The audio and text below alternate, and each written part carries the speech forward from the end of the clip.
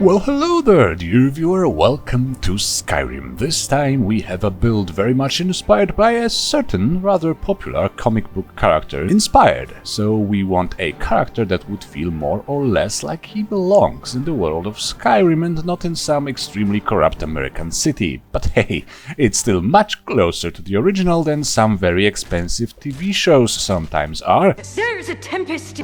So we have a wealthy man, a Thane of Solitude at least, whose parents were killed on their way to another hold by a group of bandits, leaving a mark on his personality forever. He grows impatient with the laziness of the guards, with the broken bounty system, and with his own anger. He spends his youth learning about enchanting and smithing with the purpose of creating an armor allowing him to fight off the forces endangering the citizens of Skyrim by himself, and rather mercilessly. Gameplay-wise, we get a heavily armored stealth character, extremely nimble, fast and clever, but also durable as all hell. Vokrii heavy armor perks with sneak and with punching perks is a glorious combination which makes all the enemies look like mumbling, stumbling, incompetent fools, tripping over each other, losing grip on their weapons constantly, and being generally unable to land an effective hit. We get all that with a few very interesting Ordinator perks on top of our Vokrii perks. We can, for example, set up a tripwire, and enemies tripping on it will get a ginormous penalty to their armor rating, essentially opening themselves to an insta-kill flurry of blows. Unfortunately for all the modophobes, this build would be much less interesting in pure vanilla, so here's the list of mods. To get a few extra Ordinator perks in our Vokrii, we need Ordinator, Vokrii, and Vokrus loaded in that exact order. Aetherius races is used but not crucial, although with the maxed armor rating we are going to achieve, and with our combat style the Nord racial bonus is great in that mod. In Aetherius, Nords get a 25% incoming damage reduction when power attacking. We will power attack all the time, so this little boon will be kicking in all the time. Summermyst enchantments are exactly what makes your ultimate suit of armor so unique. We use the amazing rollback enchantment, for example, which moves you to a place you were 4 seconds ago when you jump with your fists raised. This can be used to confuse the hell out of your enemies, especially when you can also disappear by crouching. This combo of rollback and escape artist means you can pretty much always get out of dodge, no matter the severity of the situation. Then we have Andromeda standing stones used for the Shadow Stone, which makes you move faster when sneaking, gives you extra sneak attack damage when you are next to a wall or many other static objects, but most importantly for the build, it will eventually grant you the power of Shadow Step. It teleports you to an enemy you have your crosshair on. With that rollback enchantment, it means you can blink to an unsuspecting foe, execute a dual power attack, possibly a power sneak attack, and then immediately return to your initial location by just jumping. We are still quite early in the video, and it's already like 2 or 3 wonderful intermod synergies. I'm on a roll today, this is freaking slick. Completely optionally, we can also use throwing Weapons Lite for the smoke bombs, reducing enemy detection, throwable oil pots, and some throwing knives, with which you can trigger your own traps if needed. It's a very imperfect mod, and you can definitely trigger the traps with a vanilla weapon too. It's mostly a matter of style. So the race is Aetherius Nord, and the standing stone is the Shadow Stone from Andromeda. With vanilla races, I would probably go for an orc or a breton, and with vanilla stones it would just be lame. The attributes ratio is 3 points of stamina per 4 of health. You could also go for 50-50 or for 4-2-3 in the other direction, but stamina needs to be relatively high.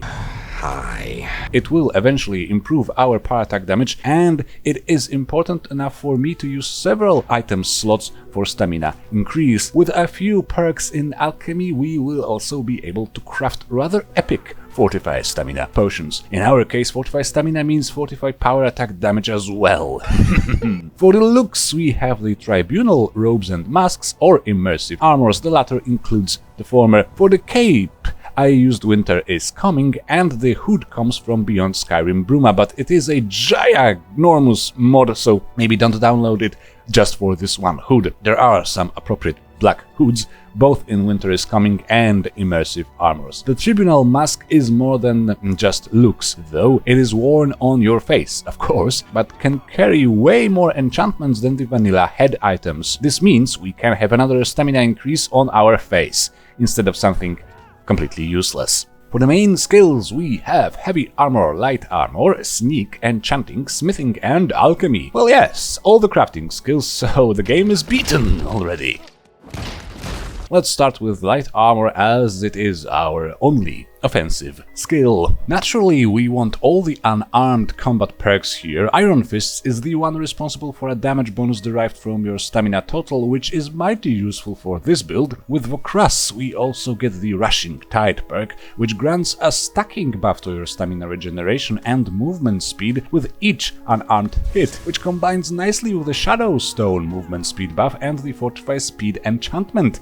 Most weapons in Skyrim are too slow to hit you now. Flurry of Blows grants you a chance to disarm enemies on a power attack, but most importantly it has a 50% chance to stagger enemies on such attack, meaning you can quite easily stunlock enemies. It is overwhelming against a single target. With your ability to blink and teleport around the battlefield and your tripwires, you will be able to single out enemies quite easily. Meanwhile, Heavy Armor skill we actually use for defense, with the expected set of Vokrii perks, the left-hand branch all the way up to and including Face of the Mountain, but skipping all the side branches added by Vokrus. This branch has a chance to stagger and eventually even knock down enemies hitting you in melee. This, plus what your power punching can do and your tripwires, sums up to enemies being completely pathetic. On the right we go all the way to the Tower of Strength, or Elemental Defense, which grants you 15% resistance to all elements. Not much, but since we also perk Alchemy, this is just to make reaching the resistance cap a little bit more easy. You can rely on potions themselves, no problem. Elemental Defense is purely optional here. I took both ranks of Cushioned. Never have I expected this day would come, but it is quite suitable for the concept, and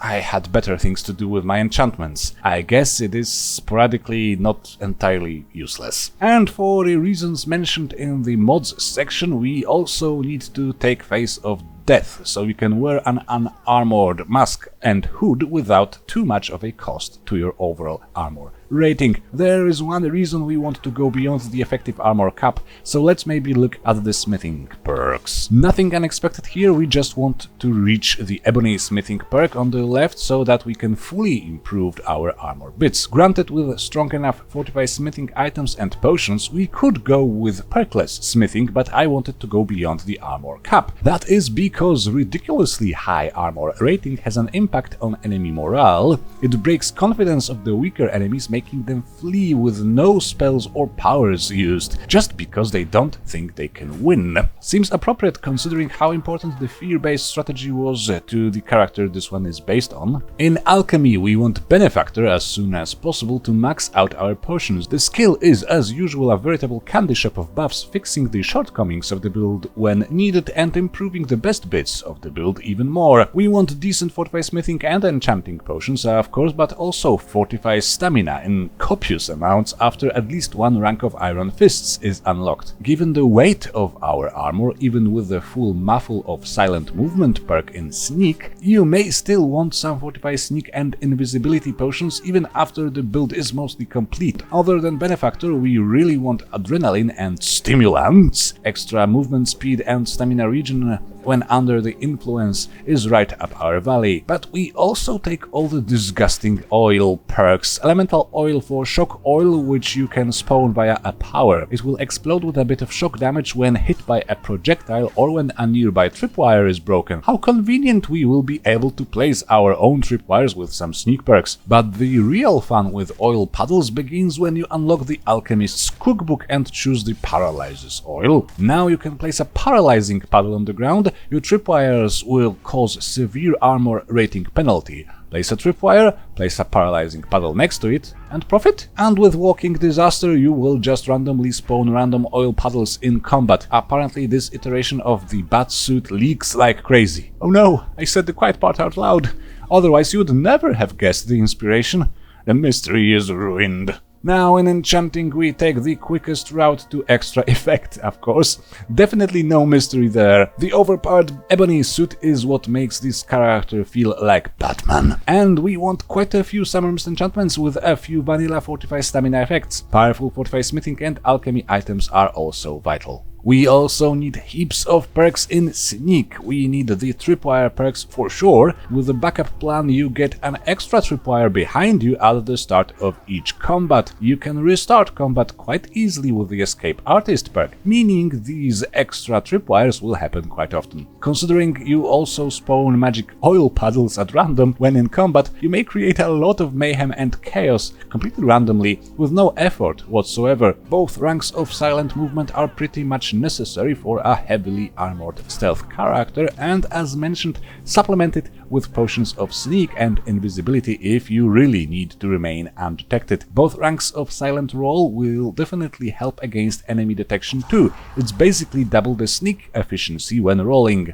With your sick amounts of stamina, you can roll all the time. Silent roll has a glitch with unarmed combat. With your fists raised, you will be rolling in place. This is a tad annoying, but with the dodge roll perk, it can be used to stay in one position while negating all incoming damage. Useful when you have your tripwire next to you and want to lure some enemies into tripping on it. Generally, keep your sneak high and try unlocking its perks as soon as they become available. Now here is the list of enchantments to use with a complete build. Fortify speed and rollback on the boots, fortify stamina and fortify health on the armor, fortify unarmed and force on the gauntlets, fortify stamina and resist magic on the mask, fortify unarmed and fortify stamina on the ring, and fortify stamina and reactive barrier on the necklace. A lot of the choices here have been explained already. Fortify stamina is abundant and it will greatly improve your damage output. This amount of stamina means we won't need stamina regeneration as much as some other characters would. Running out of stamina is just not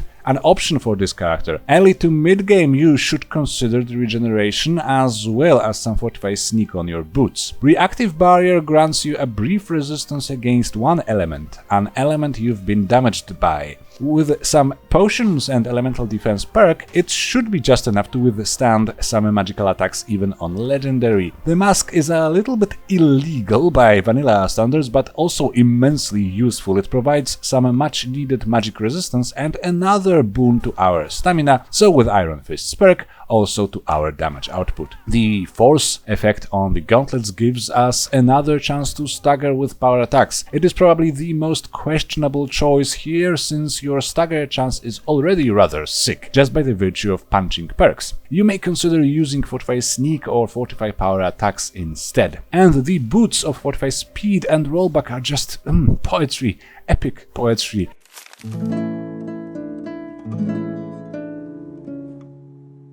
They make you even more elusive, they allow you to get out of dodge easily, they confuse your enemies. Rollback is just awesome. Remember to carry some gas bombs if you have the throwing weapons mod installed. They will decrease the enemy detection chance, but also trigger your tripwires and oil puddles. I used no spells or shouts, with a rare exception of throw voice, used to direct the enemies towards my traps, of course. And that's basically everything there is to say. A stupidly fast and elusive tank character with a lot of tactical options, combining brute force with agility and wits like no other. Now for the formalities. You want more builds? Well, consider a donation. There is a button down there for a one-time donation. There is a link in the description to my Subscribestar for a more permanent solution. There are buttons to express your precious little feelings, and there is a comment section there where you can tell me I'm an idiot. Other than that, we will see each other so much, so again, so very much. I will just see you, have a lot of fun, and bye bye.